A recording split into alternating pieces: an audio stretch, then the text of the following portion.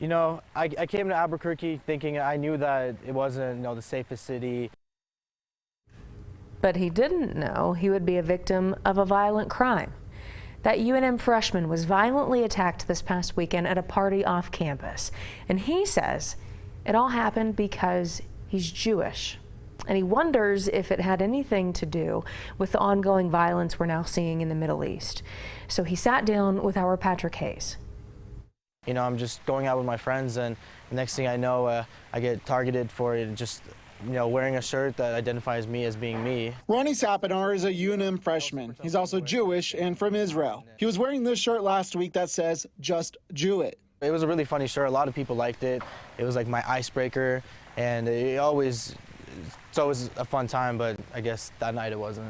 As you can see from the bruises in these pictures, the fun didn't last long. Saponar was attacked and suffered multiple injuries. They checked me, did CAT scans, and they came to the conclusion that I had internal bleeding, that I'm probably concussed, and they said that my bruising is going to stay for a while, especially on my face. Right now it looks a lot better on the camera, but it was a lot worse from the beginning. According to this police report, Saponar was not only attacked by a group of guys, they stole his Apple Watch and N.M A shoes, but it didn't stop there. Saponar says they yelled anti-Semitic slurs and continued to beat him. That's why he says it's a hate crime. It was just the fact that it was out of nowhere. There was no interaction before. It was in a pretty public place, like there was other people around, and they weren't just trying to take my stuff. There was a feeling behind it of like an alternative motive, especially when you go that brutal when someone's on the ground and you just keep going at him after you've already taken off his shoes and taken their watch.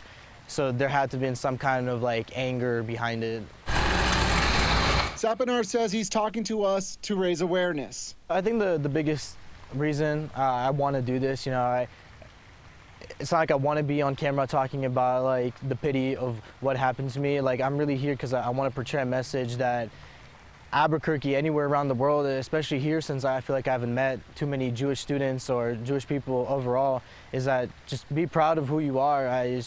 That's what it is. That's why I want to do this, and I want to make sure my message is portrayed. Patrick Hayes, KOB4. Albuquerque police say they're working with the DA's office, but it's too soon to determine if this was a hate crime. Now, they do have some leads, but at this point, no arrests have been made.